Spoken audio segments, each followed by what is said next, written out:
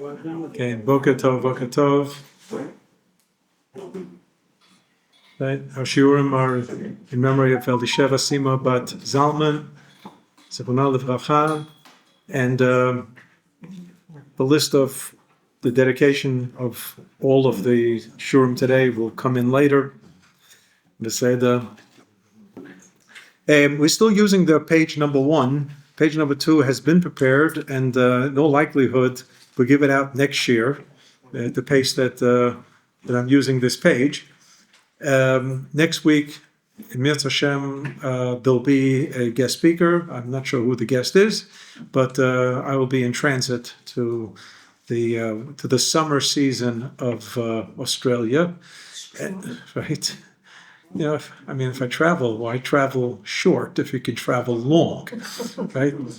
But Mirz Hashem in 2 weeks we'll be back, barring any closure of the airport. Right. We began the last week and two with regard to the first day of the Shir Shel Yom from Tehillim Perek Kav Daled, and if you look at the second side of the page, so number one, we saw a few things. This Perek Kav Daled, the David Mizmor L'Hashem Haaretz Umloah Tevel V'Yoshvei is used on various occasions. One of them is on the Shir Shel Yom of Sunday. That's the obvious. Second is when the Sefer Torah is being brought back into the Aron Kodesh on every occasion except Shabbat in the morning. We explained the Shabbat in the morning. There's a alternate perek, Kaftet, Mizmor David, Havul Hashem B'nei Elim, which refers to the various sounds of creation, the Kol Hashem Behadar, Kol Hashem B'Koach, and so on. I'll just mention parenthetically, you know that on Rosh Hashanah that falls out on Shabbat, we don't blow the shofar. In the yeshiva in Otniel, I was told that when the Shliach Tzibur gets to the place in the Chazarat HaShatz that we would ordinarily blow the shofar, but obviously on Shabbat we don't blow the shofar, they wait 10 minutes and they focus on the sound of the shofar in nature. Now, what exactly does that mean? It means Wait 1 minute. they wait 1 minute. I'm corrected now, okay? Because they're different Girsa'ot. There was Ashkenaz and Sfard. You know, they wait 1 minute, but they wait to hear the sound of the shofar in nature. This sounds very awkward and very almost absurd, but it's a spiritualization of the concept that there are voices in nature, and sometimes you may have to even focus to hear those voices in nature, and that Shabbat radiates a special voice in nature that most probably can be picked up if your spiritual antennas are finely tuned to hear the shofar sound in nature. Again, I don't do that, okay? So, but I have grandchildren and other former son and a son-in-law, former student. He's our son-in-law, former student in Otniel. What? He was a Chatzi Ram. I learned a new phrase, Chatz Ram. I know what a Ram is. A Ram is one who gives a shir. Someone who gives a shir in the yeshiva is called a Ram, which is Reish Matifta or Rav Mechanech. Take your pick. A Chatz Ram means he's what we would call the Havdil in the university, an assistant to the professor. So the Ramim had associates, had assistants. So that's a Chatz Ram, to pick up the tab for extra work that the Ram didn't have time to do. So he was called a Chatz Ram. I learned that word when my son-in-law, I was told to me he was a Chatz Ram. So you have this idea for the sounds in nature, and they, I think Reb Shlomo Carlebach in his Mizmor Shir L'Yom HaShabbat, which was one of his rare English songs, where he hears the song of Shabbos and he hears it through the birds, and he's here through the valleys and the mountains and this and that. He's listening to the Mizmor Shir L'Yom HaShabbat through the sounds of nature. I think he's picking up on this Kabbalistic idea, no doubt.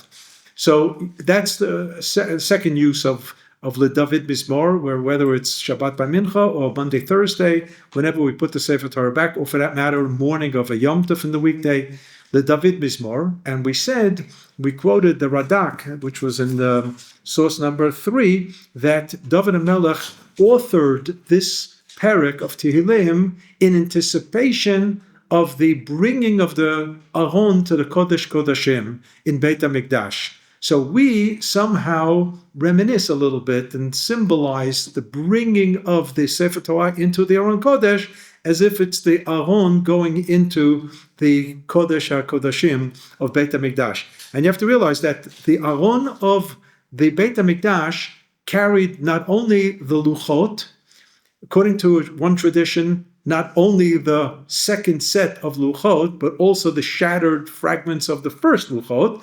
That's not in the Chumash, but the Medrash talks about that. And what's clear in the Chumash is the Torah that Moshe Rabbeinu writes at the end of his life goes into the Aron as well. So you have Moshe Rabbeinu Sefer Torah there. So the Sefer Torah is the symbol of the Aron Brit going into the Kodesh Kodashim. Now our Aron, the tradition is, not every shul in the world had this, but the general tradition is that we have a curtain. Not only do you have doors, but we have some type of a parochet, and that's to symbolize what the Mishkan, in days of the Mishkan, it says that there should be a parochet, lahavdil ben HaKodesh leven HaKodesh HaKodeshim. Okay, thank you very much. Leven HaKodesh leven HaKodesh HaKodeshim. So when we see a shul today, and you have Kodesh, so the shul, if this was used now as a shul, so the parochet is now dividing between the Kodesh and the Kodesh Kodeshim, which means the Aron Kodesh reminds us that there's something above the Kodesh. So the Beit Knesset is Kodesh, and then there's the Aron Kodesh. We call it the Aron Kodesh. We have a parochet to remind us that in the Beit HaMikdash there was a physical division. In the Mishkan it was a parochet, it was a curtain. In the days of Beit HaMikdash it was actually a wall, that a wall that divided between the Kodesh and Kodesh Kodashim. So we're reenacting the movement of the Aron Brit into the Kodesh Kodashim. This is when David HaMelech said the parak of the David Mizmor Hashem Haaretz Umlo'ah Tevel V'Yoshveva would be appropriate because it's a song that says that there is a place. It's the Har Kodsho. It's the place where Kadosh Baruch Hu is resting, and clearly this parak gives very, very much prominence to that idea. So that's the second time that we use the David Mizmor. The third time is during Yamim Noraim, and I mentioned this at the end of last week's Shiur, when we complete Tfilat Aravit, whether it's Rosh Hashanah or Yom Kippur, before Aleinu L'Shabeach, the Chazan, we usually open up the Aron Kodesh, and the Chazan will with great fervor say each pasuk, and then followed by the Kahal, right? LeDavid Mizmor, LaShem Haaretz Umlo'ah, Te'yefel B'Yoshvei. And it's said pasuk by pasuk, and it takes a while to get through it. Some of the great Chazanim even have cantorial pieces on this LeDavid Mizmor for that particular occasion.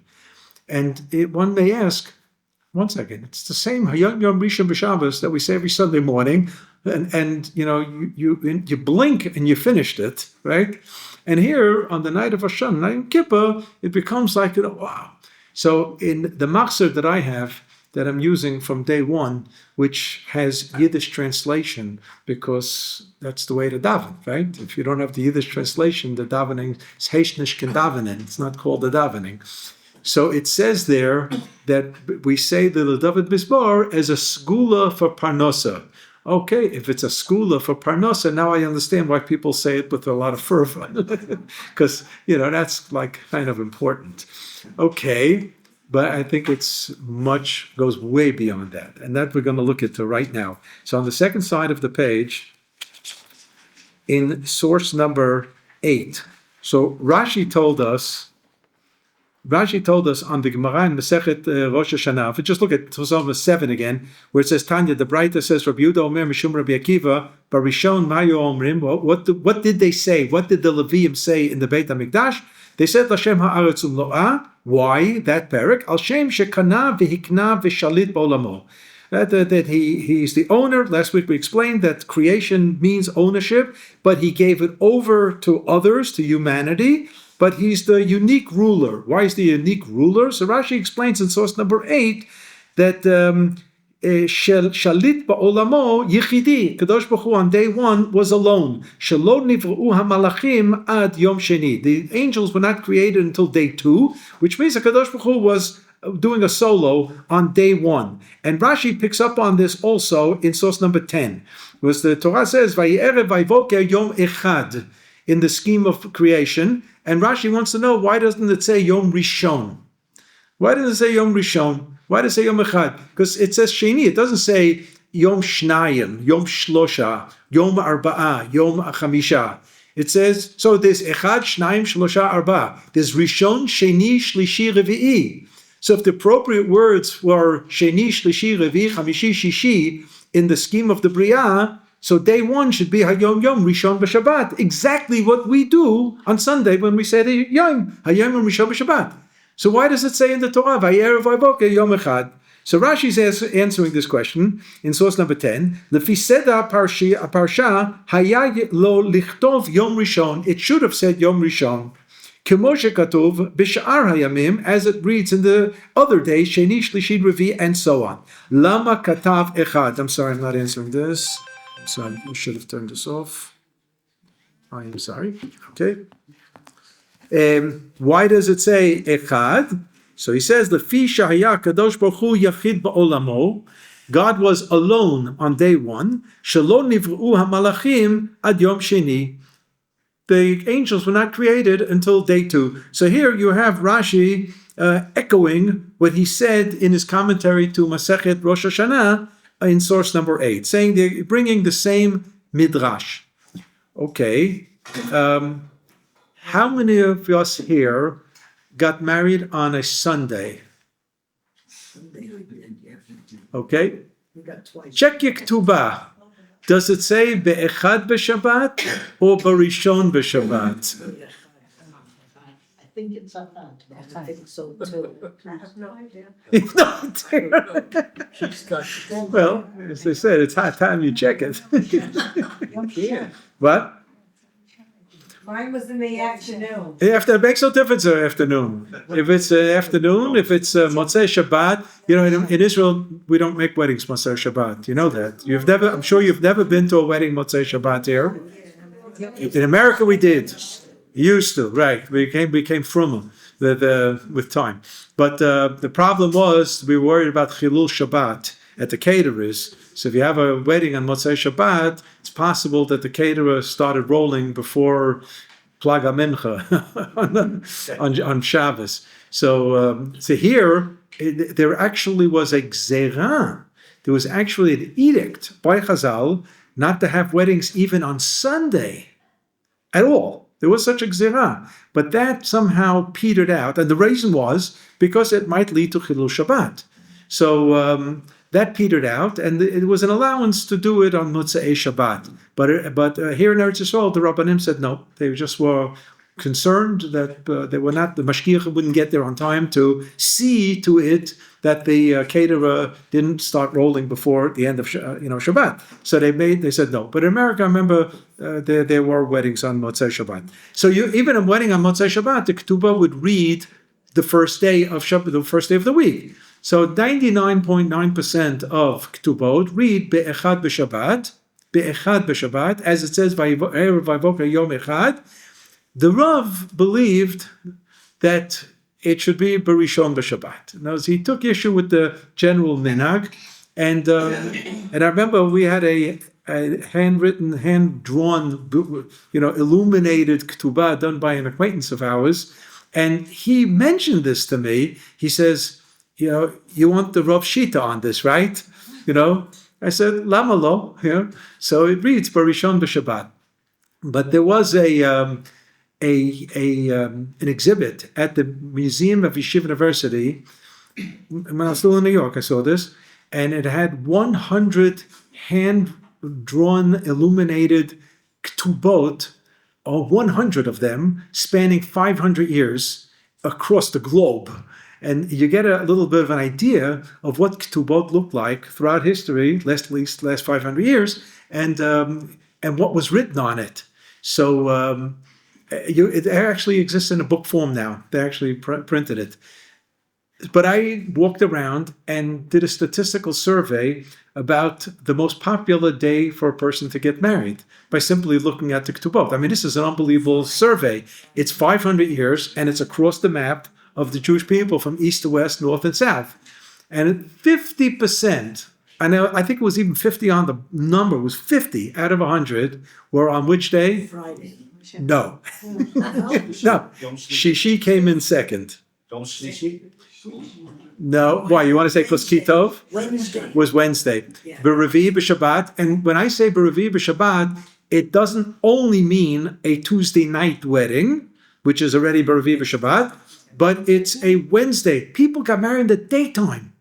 People got married in the daytime, sometimes in the afternoon hours, and that was very, very common. You have to realize it got dark and people didn't have electricity, and so they got married and it was still daytime. So B'Revi b'Shabbat is based on a Mishnah in Masechet Ketubot, the beginning of Masechet Ketubot, Tula Niseit B'Yom Revi, and there were different reasons why that was so. And one of the reasons mentioned in Talmud Yerushalmi is that the bracha for procreation was given to fish on the 5th day of creation. So if the wedding was on Wednesday, the first cohabitation of the young couple would be Leil or Le Yom Revi Chamishi, and that would be the bracha of Pruvu. That's why Yaakov Avinu gave the bracha in the Hamalach HaGoel Mikol V'yidgu larov b'kerev haaretz. You should multiply like fish.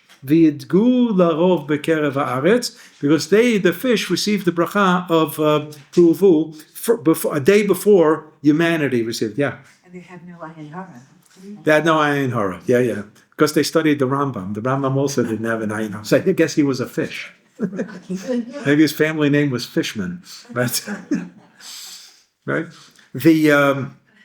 So this is the idea of why people got married on Yom Revi'i as the primary day. The second was Friday, and many people did weddings, especially in Eastern Europe, on Friday afternoon. The family would come together to the shtetl, to the town, on Friday for the weekend, and they would have the Sheva Brachos over Shabbat. And then the family would disperse. They saved the meal, right? Because they had that's fine.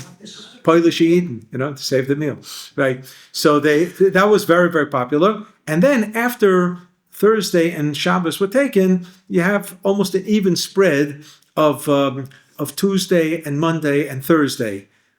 Sunday until the 20th century wasn't there at all.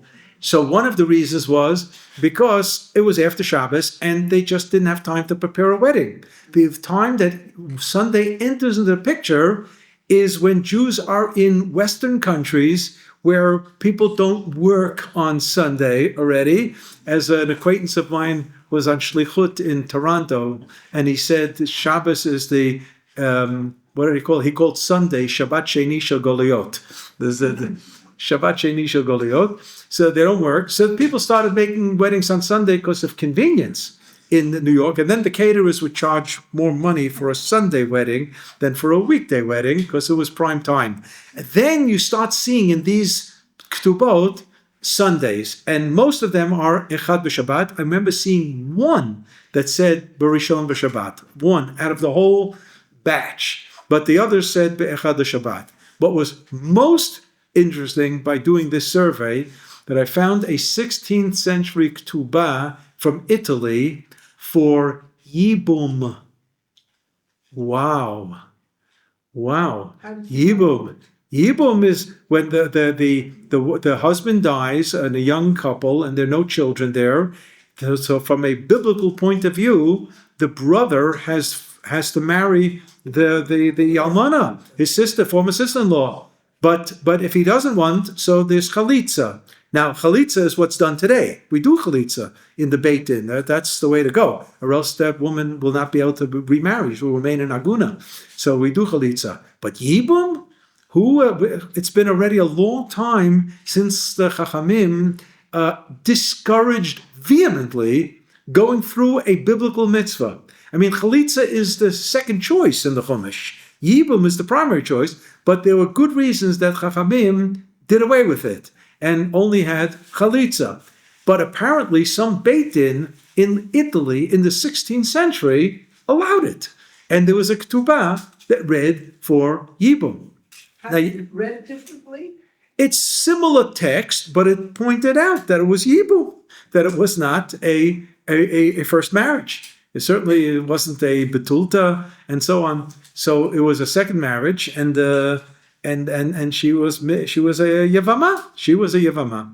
But bringing a little bit closer to date, 1982, in the first Lebanese war, there was a chayal, a young married chayal, who fell in battle in Lebanon, and his brother, this chayal's brother, wanted to marry the widow from the point of view of Yibum. And he brought it to the Beit Din of Haifa. Rav Shir of Cohen Zatzal was the Av Beit Din at the time. The fact is, they turned it down. They turned him down. But the fact is, they considered it. Notice they didn't tell him no. They said they'll take the case. And they actually conducted some serious discussion about whether this is good for the Jews or no. Because they were worried about the precedent issue, this is going to open up a Pandora's box and so on. At the end of the day, they said no, but I think the novelty is that they actually talked about it. That it was a case in 1982, not long ago, right? And for Yibum. Okay, so now let's get back. The Rashi, who tells us about Echad, that Kadosh Baruch Hu was Yachid Ba'olamo. So here in source number 11, we have another understanding of why it says Echad and not Rishon. It says Yom Echad, quote from the Bereshit Rabbah, from the Medrash, Shenatan lo HaKadosh Baruch Hu ve'ezeh, Kadosh Baruch Hu gave this special day, and which special day is it? Yom Kippurim. Yom Echad is a reference to Yom Kippur. So my wife's making faces. What does that mean? What does that mean? What does that mean?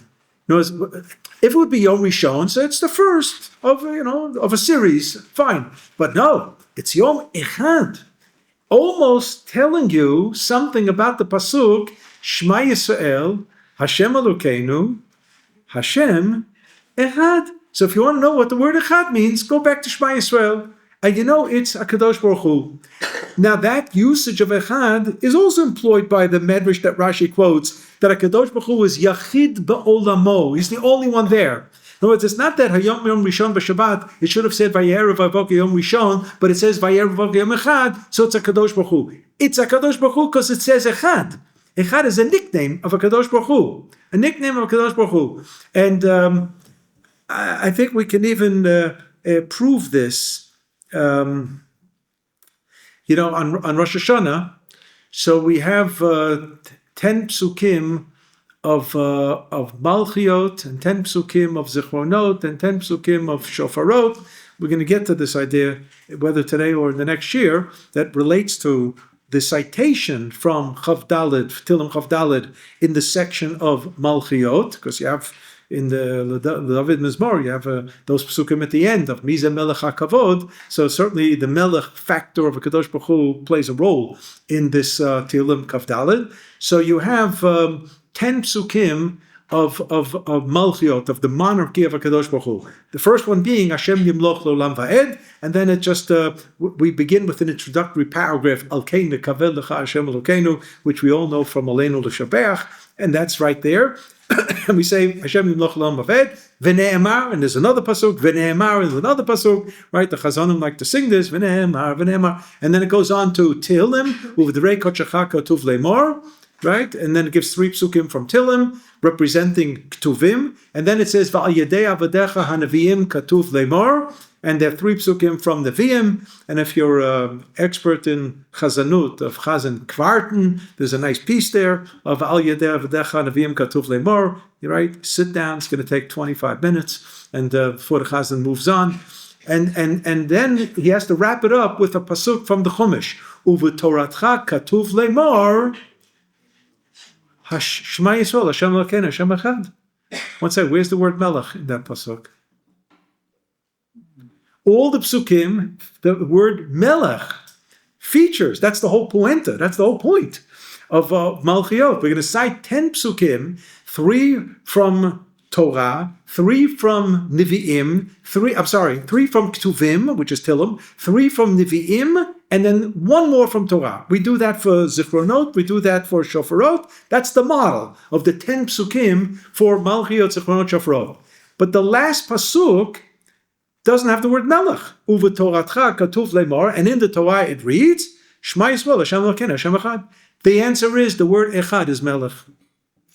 We're using the Shema Yisrael to teach us the one melech, the uniqueness of the malchut of HaKadosh Baruch Hu is the unique echad. The Rambam, when he talks about the mitzvah, not only is there a mitzvah to know that HaKadosh Baruch Hu exists, that's an Aseret HaDibrot, Anochi Hashem Elokecha, but there's a mitzvah to recognize that the oneness of HaKadosh Baruch Hu is unique. It's not like one table as opposed to other tables. There's no other that matches up to HaKadosh Baruch Hu, and therefore it's the unique Echad.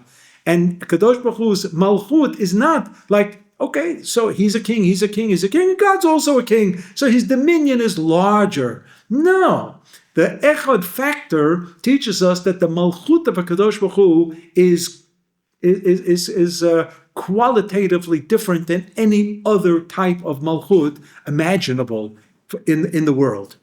So the word Echad means Melech, very much so. So here we have a usage of the word Echad to teach us Echad Ba'olamo is the only one, and that's derived from the Echad of Shema Yisrael. And the Medrash in source number 11 uses also the Shema Yisrael, Hashem Elokeinu, Hashem Echad, to teach us there's something unique. By Erev Vayivoke Yom Echad, what does it mean, Yom Echad? That the Kadosh Baruch Hu created a unique day that links directly to Kadosh Baruch Hu. There's only one day in the calendar that fits the bill. It's Yom Kippur. It's Yom Kippurim. Why not Shabbos? Because Shabbos is not a day of Kapara. Shabbos is not a day of Kapara. Shabbos, Yom Kippur means that no matter how faulty a person may have been during the year, there is an opportunity to clean the slate and reconnect to HaKadosh Baruch Hu in the spirit of Ki bayom hazeh yechaper aleichem yetaher etchem mikol chatotechem, from all this lifnei Hashem titharu. That only happens in Yom Kippur. Only in Yom Kippur. And the question is, why did Chazal feel a need to graft on the Yom Kippur idea onto the very, very notion of creation, but not just creation, on creation of day one, that it starts on day one? Well, there's a pasuk in Tillim that we say Shabbat morning in Psukkah Zimra, B'terem harim yuladu, before the mountains were established and so on, Vatomer shuvu v'nei adam. There was a call to mankind to repent. So Rav Kook asks in his Orota Tshuva, he asks, 1 second, what do you mean B'terem harim yuladu? Before the world was created, there was no sin. There was no man, there was no sin. So generally understood is that Kadosh Baruch Hu put the remedy on the shelf before anything went wrong. It's called the Lakdim Rufuah Lemakah. The remedy was there before mankind enters the picture, and before mankind falls with his first sin. The remedy for tshuva is already there, and we're going to see when we talk about Mizmor Shel Yom Shabbat that it actually was a day of tshuva for Adam HaRishon, very much so. But I don't want to jump to it now. So you have this idea of Yom Kippur, being that one day that HaKadosh Baruch Hu is going to receive everybody back. So Rav Kook had this idea that it was the remedy beforehand, but Rav Kook develops another idea that tshuva doesn't only mean returning from a sin. The one who would disagree with that, what I just said now, is the Rambam. The Rambam wrote the laws of tshuva. So if a person never did an avera in his life, so there's no mitzvah of tshuva. And then I'll just add what my great teacher, Rabbi Tendler, taught us. Rabbi Tendler, Zechron Lebracha, taught us, there's no mitzvah to do an avera so you can fulfill the mitzvah of tshuva. That says vintage Rabbi Tendler. Mamash. It's said that. But the Rambam says that Kishe Yashuv Michet'o, when you return from your sin, Chayav Litvadot Lifnei Hakel Baruch Hu. You have to confess before HaKadosh Baruch Hu. That's how he defines the mitzvah.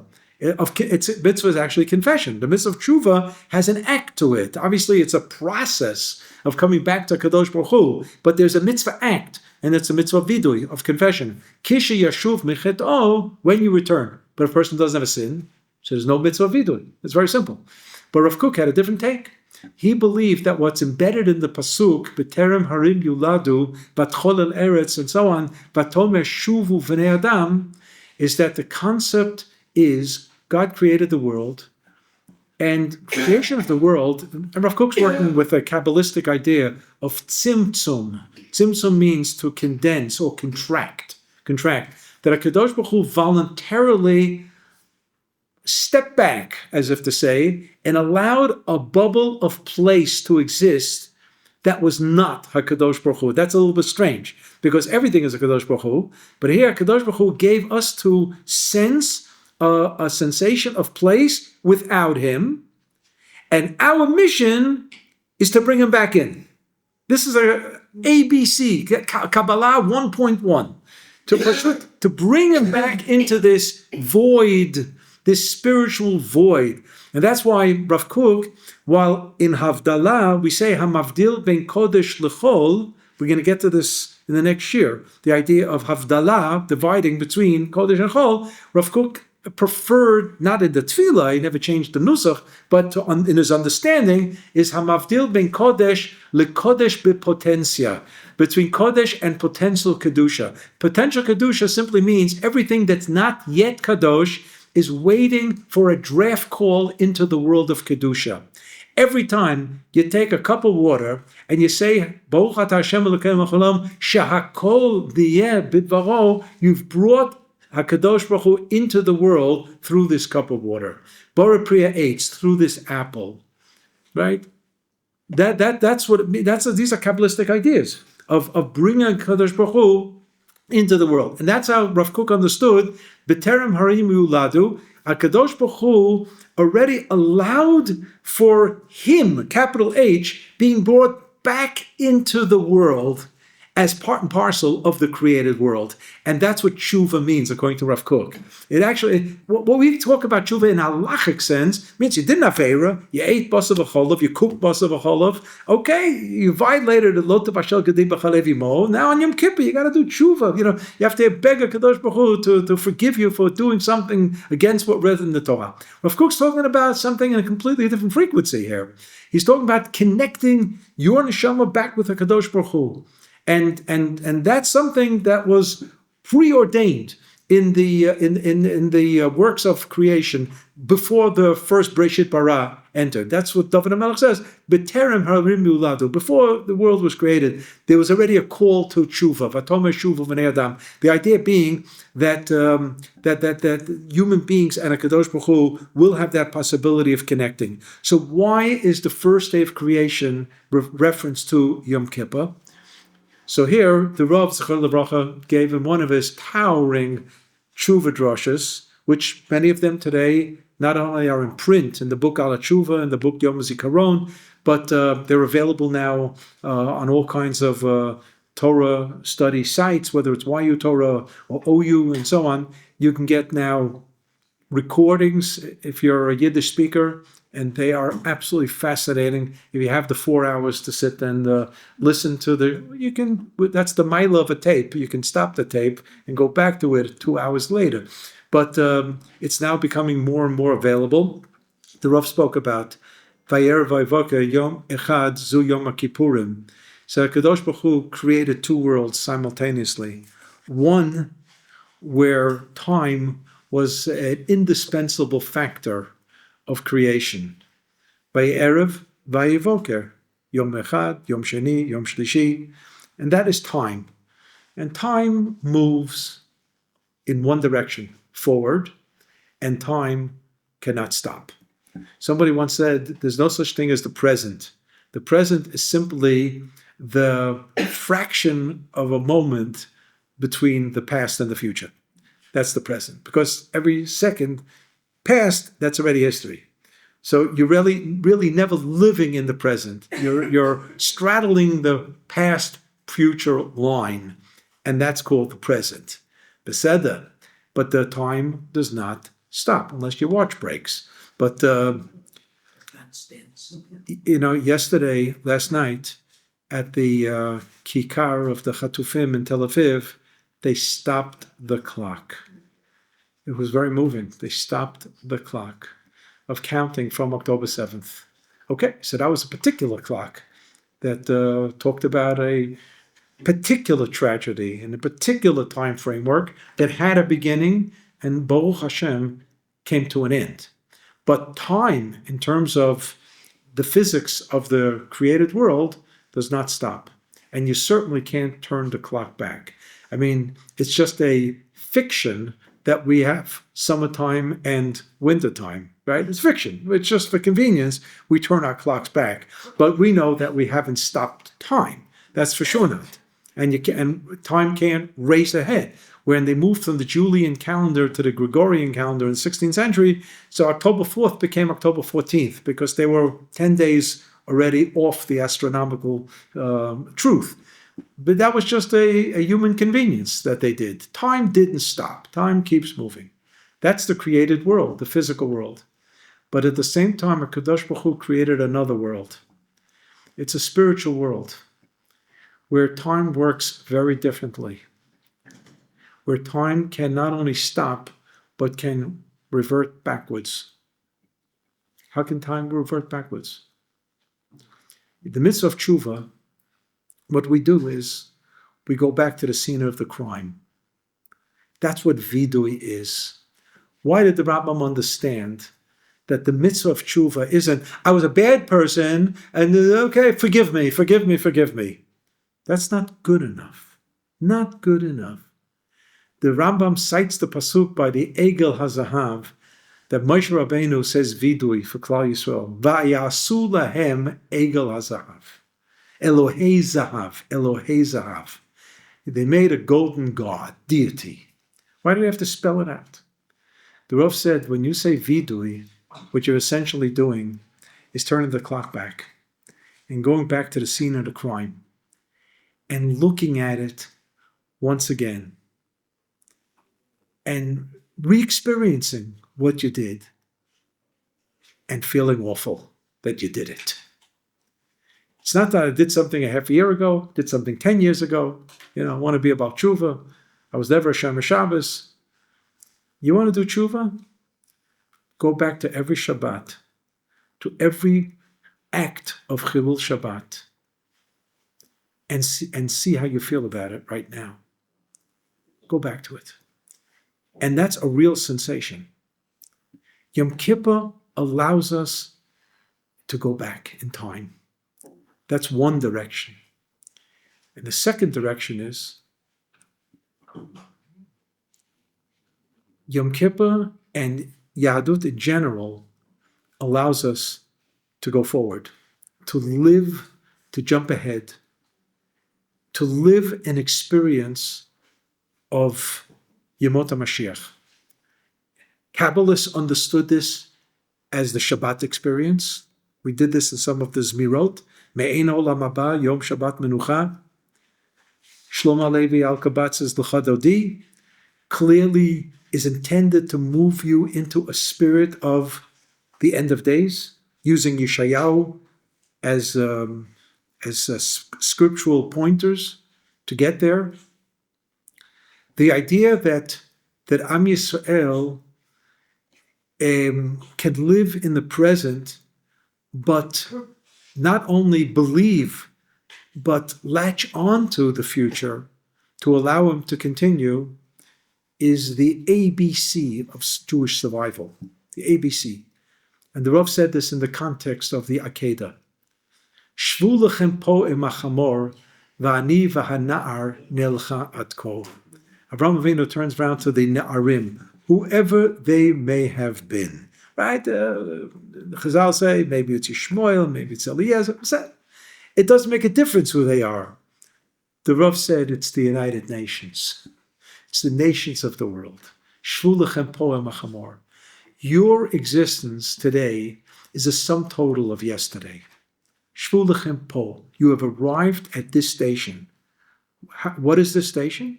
This station is everything from Adam Rishon until this moment. That's po. It's history. Not everybody lived every parish of history, but to some degree, that's where your existence exists. Your existence is predicated upon the yesterday. The sum total of your yesterday, your community's yesterday, your family's yesterday, your nation's yesterday. That's who you are. That's where you are today. Va'ani v'hanar. Ani, Abraham and Yitzchak, our today also lives upon the past, but more important, Nilcha at ko. We're not there yet. What's the ko? What's yonder? That's how they translate it in English, yonder. It's the Hara Moriah. It's Harabayit. He's not there yet, but he's standing here, standing opposite of Umot HaOlam, the nations of the world, and defining the difference. The Mavdil ben Yisrael Amim. That's the difference. That Am Yisrael also lives because of the future. And that future is not just in the future, but it's already today. When we finish Yom Kippur with L'Shana Haba B'Yerushalayim, that's what it means. We've achieved a momentary flash of what's going to be. Because if indeed all of Am Yisrael is so pure and so atoned, then it could be ready for Mashiach right now. So why didn't Mashiach come every Motzei Yom Kippur? So you know the joke. Why do we start Ma'ariv with V'hu Rachum Yechaper Avon V'lo Yashchit? Right? The answer is, you ever see the way people daven Ma'ariv on Motzei Yom Kippur? That's the first Avera. It didn't last long. Yeah. An explanation from a boss of mine who said, why do they say that? V'hu Rachum. Right after. Yeah. They said L'Shana Haba B'Yerushalayim and they didn't mean it.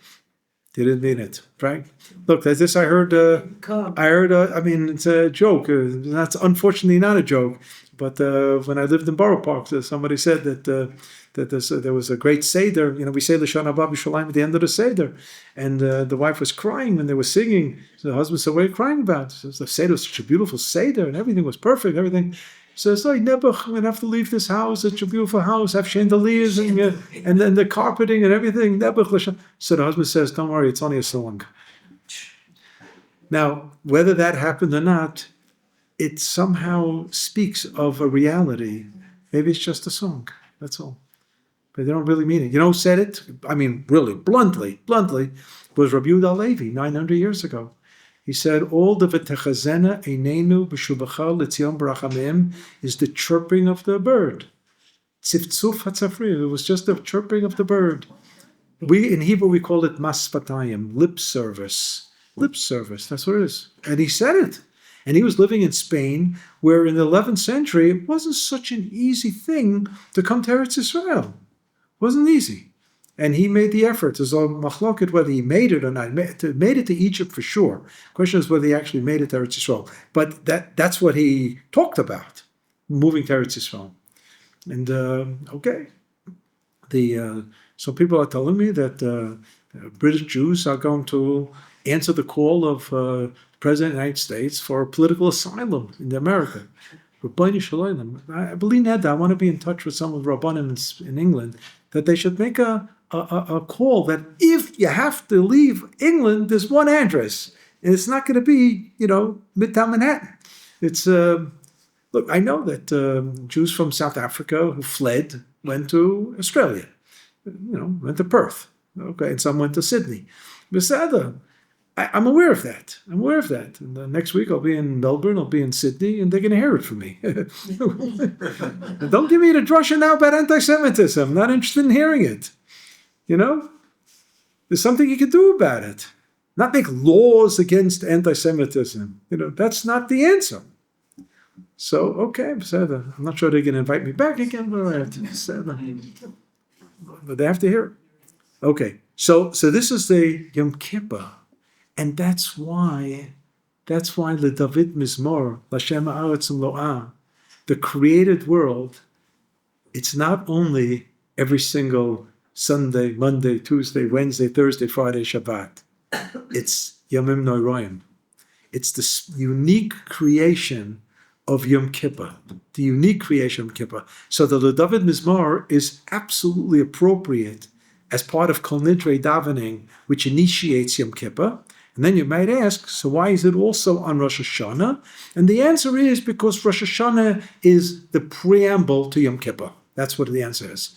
We not only because of Rosh Chodesh of Tishrei creates Yom Kippur, not only that, but because the whole idea of Aseret Yemei Teshuvah, the whole idea of Yomim Noraim, of Dirshu Hashem B'imatzo, Kra'u B'yoto Karov, as reflecting Aseret Yemei Teshuvah, starts on Rosh Hashanah. So Rosh Hashanah and Yom Kippur go together. And the proof is, when you pay for high holiday seats in the shul, you're getting your Rosh Hashanah seat there too, right? If you come to Shabbos before, that's free, right?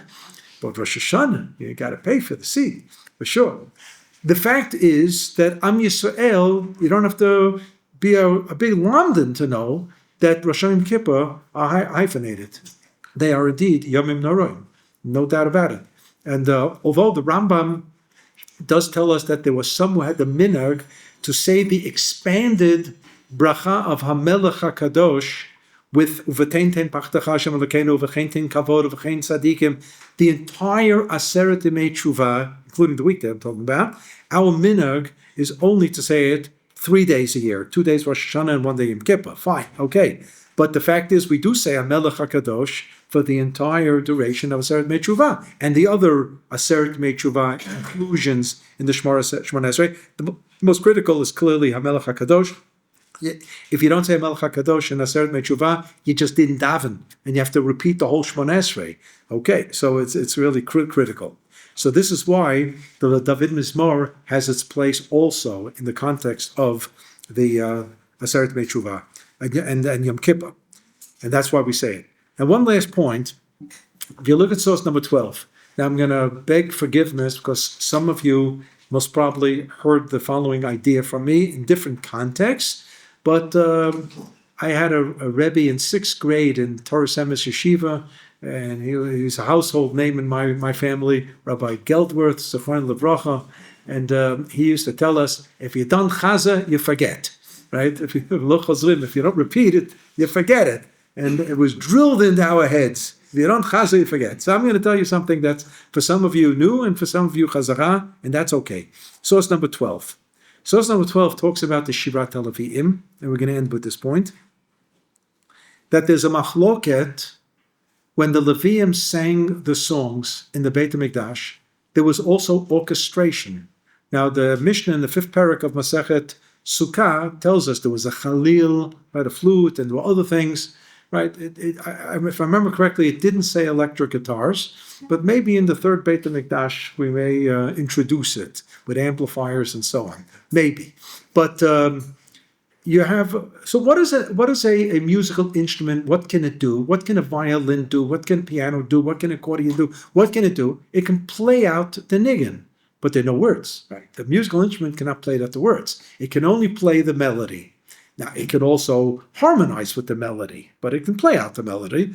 Even on a guitar, you can play out the song on the guitar. You can play it out in any instrument. You can play it out on a clarinet. You can play out the niggin. What was the most important part of the Shirat HaLevi'im?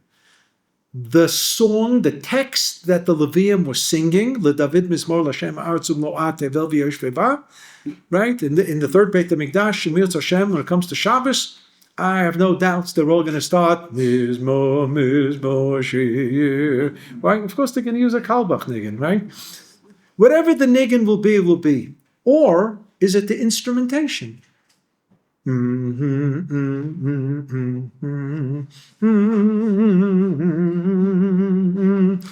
was the most important part? There was both. We know there were both. there was the nigun, played out by the instruments, and then there was the text, sung by the Levium. So it seems that the text was most important. If you sing Zmirot on Shabbat, you don't have musical instruments, so you sing it, fine, you sing it. You understand, you don't understand, whatever you sing it. You go to a wedding, so not only are you going to sing Oti Shalabi Ara Yudah, but you have the instruments there to guarantee that you go deaf. Okay, beseder. But the idea of the instrument is to augment and then make it loud. Certainly increase the volume, increase the beat and everything. Beseder. We understand that the vocalization of the words should really be the essential part, and not so much the nigun, the melody that comes out of the instruments. And yet, if you look at source number 12 in bold print, one opinion is Ikar Shira Bekli, that the most prominent part of the Shirat HaLeviim was the instrument, and the other was Ikar Shira Bepeh. The most prominent was what they said/sung, the text. And it seems that Ikar Shira Bepeh, the most important part was the parak that they're singing. And we're spending some time now explaining why on Sunday it's this parak, and on Monday it's that parak, and on Tuesday that parak. So that should be the most important. The fact that they were playing the nigun, what exactly is the rationale of that first opinion here, Ikar Shira Bikli, that actually the instruments are the most important, and the singing of the words, the text, is secondary. What does that mean? The singing of the words is also the nigun. But the point is, it's the words that's a fun. Why do you have the instruments? The instruments is just to give you the melody, to back it a little bit. And here the Gemara is giving us an opinion, in the name of Rav Yossi, that Ikar Shira Bekli. That's the most important. That the fact that Levim sang the parak, no, they also sang a parak with it. That's almost illogical. But our Rebbe the Rav in the Gemara Masechet Sukkah gave the following explanation, which I speak about many times at concerts. There is an essential problem of saying Shevach to HaKadosh Baruch Hu, and that is Mi Yimalel Gvurot Hashem Yashmiya Kol Tehilato. Who is capable, humanly capable, of articulating everything that has to be said about HaKadosh Baruch Hu? No matter how much you say, you don't even get close to a small down payment. So it's going to be downright insulting. It's almost like introducing Albert Einstein and saying that on a 4th grade arithmetic test, he got a good mark. That's how you're going to introduce Albert Einstein. You're going to say about a Kadosh Baruch Hu, and that's all you're going to say? So the Gemara actually raises this question with regard to our usage of Hakel, Hagadol, Hagibor, Vanorah. You know why we say those 4 words in Shemona Esrei? Because Moshe Rabbeinu said it. That's all. You got a problem with it? Ask Moshe Rabbeinu. Ask Moshe Rabbeinu. I'm excused from answering that question. So then the Gemara talks about one of the Amoraim who just went on and on and on with other words of Shevach. And at a certain point, you run out of gas. And he stopped. And they looked at him and they said, Ad Kan, that's it? You finished? You said everything you wanted that is to be said about HaKadosh Baruch Hu? Obviously, it's impossible. So if it's impossible, why do we begin at all? If it's going to be an insulting endeavor to say Shevach to HaKadosh Baruch Hu. So the answer is we have a trick. So I always give the illustration of a newspaper ad. Do you remember the newspaper Hatzofeh from the Mizrahi? Everybody read Hatzofeh, nobody bought it. They either got it for free from the neighbors, picked it up for free at the Amunah office or at the Bank Mizrahi or in Shul or whatever, but everybody read it. Why'd you read it? Not for the news. The news was stale. The news was mamish stale. Somebody once said that the editor of Ma'ariv was a Novi. He always knew what the headline in Hatzofeh is going to be in 3 days. Right? The news was very, very stale, but you read it for the good articles in the weekday, and the weekend articles, and the announcements. You wanted to know, God forbid, who's no longer with us, who got engaged, who got married, who's making a bar mitzvah. All the social register ads of our migzar, of our community, was in the Hatzofeh. So somebody wanted to put in an ad honoring some Rav for something. and he was very concerned. How is he going to write his name? Is he going to write Harav so-and-so? Harav HaGaon, Harav HaGaon HaTzadik, Harav HaGaon HaTzadik HeChasid. I mean, you can go on. So what he did was he wrote Harav HaGaon v'chulei v'chulei v'chulei, etc., etc., etc. And then he was Yaitza because he figured the guy's going to realize that I know you're much greater than Harav HaGaon. I don't have a clue what you are, but it's included in the v'chulei v'chulei. As funny as it sounds, the Rav explains that's what we do in Baruch Sha'amar. Every morning we start saying Tillim. And we introduce it by saying Baruch Shamar. Uveshirei David Avdecha, using the song of David, which means Sefer Tillim, Nahalelcha, Neshabechacha, Nifa'ercha, Namlichecha, Naskir Shimcha, Malkeinu Lukeinu. And you get started. And the primary Tillim is going to be Ashrei, Tila le David, until Kol HaNeshama Talel Yahaluya. Fine. Okay, you look at the watch. You got to go to work. You can't go on. You can't go on. So what do? We say Kol HaNeshama Talel Yahaluya twice. Where did we learn that gimmick from? From Hallel.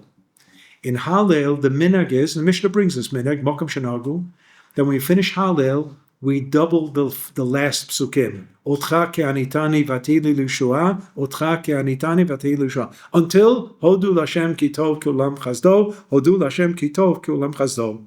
That is the way we do, etc., etc., etc. That's how we get out of it. And then we get to Yishtabach. And we say, Kel ha'oda'ot Adonai nifla'ot. Kadosh Baruch Hu, you are the master of everything, of all the words of wonder. Habocher b'shirei dezimra. Choose for yourself whatever you think about yourself. I have to go to work. I can't stay. It's a very nice, elegant way of parting with saying Shevach, because you have to stop. We're human beings. You have to stop. And then you say Kaddish. So Kaddish is nothing but 10 expressions of Shevach as a petition to Kadosh Baruch Hu for Acharit Hayamim, for the end of days. So we say Yitkadel V'Yikadesh, which is based on the pasuk in Yecheskel, Vitkadilti Vitkadishti, in Yecheskel Perek Lamed Zayin. And there, it's all about Yemot HaMashiach. Where will HaKadosh Baruch Hu's name be great and sanctified? The world that you created. Ba'olma divra kirutei. And you are king. V'yamlich malchutei. When? Not in 1,000 years. Now. In Hebrew we say ototot. B'chayechonu v'yamichonu v'chayedechu beit Yisrael. Ba'agalav zman kariv. Now we want to see it. Now. Yehi Shem Hashem Mevorach Me'ata Ve'ad Olam. That's translation of Yehi Shmei Rabbah Mevorach Le'olam U'Me'amaya. And then we go on with another 8 expressions of praise to God. Yitporech, Yishtabach, Yitpa'er, Yitromem, Yitnaseh, Yitadar, Yitaleh, Yitalal. Shmo Shel HaKadosh Baruch Hu in Hebrew. Shmei Dekucha Baruch Hu. That's it. Kadosh Baruch Hu is 2 plus 8. He's 10 expressions of Shevach. You have nothing else to say? No. He's le'ela min kol brechata v'shirata tushbechata v'nechamata damiran be'alma. He's way above any expression of praise that was ever said in this world. That's v'chulei, v'chulei, v'chulei. That is the trick. That's the policy. That's how we get out of saying Shevach. And that's why the Rav said a tremendous chiddush. When we finish every Torah, we say Chazak. Chazak, Chazak, v'nit Chazek. The Rav said in the early prints of Chumash, it wasn't Chazak. It was Chet, Zayin, and Gershayim, Kuf. It was an abbreviation of 2 words, Chazan and Kahal. That at the end of every Chumash, the Chazan, the Balkaire, read the Pasuk, and everybody repeated the last Pasuk, exactly what we do at the end of Megillat Esther, and we do it at the end of other the Sefrei Nevi'im, that you repeat the last pasuk, because the repeating of the last, because the Torah is not only Torah, but it's also Shira. It's also Hallel, not just Shirat Hayam. Kitvu lachem et hashira azot. The whole Torah is Shira on some level. And therefore, how do you end any reading of Torah? The answer is you repeat the last pasuk. And that's how you can elegantly leave that parsha of Hallel, of the Torah. And that's why the Rav said, in the Beit HaMikdash, so the Leviim said what they said. Tilem Parakov Dalet. Ken, miu ze melech hakavod, Hashem hu melech hakavod sela. Zeu? No. The niggin was the et cetera, et cetera, et cetera. It symbolized the fact that there's no end to saying Shevach for Kadosh Baruch Hu. And that is the opinion, Ikar Shira Bekli. The most significant part of the Shirat HaLeviim was the niggin, I guess a chassid would appreciate this more than a misnagid. Maybe that's the machloket in the Gemara between chassidim and misnagdim. What was most prominent? But the Rav was a thoroughbred misnagid, but he also had some chassidish neshama in him. He readily admitted it. So he was a little bit of a hybrid. And this explaining the niggin part as being the et cetera, was really something fascinating to explain the Shirat HaLeviim. Okay, in Mitzvah Hashem, in 2 weeks. Next week I'm not here, as I said. We even have the pages already, all done. We're going to do the second parak, the second day, Mondays, but we will begin the Shir actually with the last 4 psukim of Su'u Sha'arim Rishechem V'nasu Petchei Olam. So I expect that everyone comes in singing Su'u Sha'arim Rishechem. Right? There's so many different nigunim to lead it. Yeah.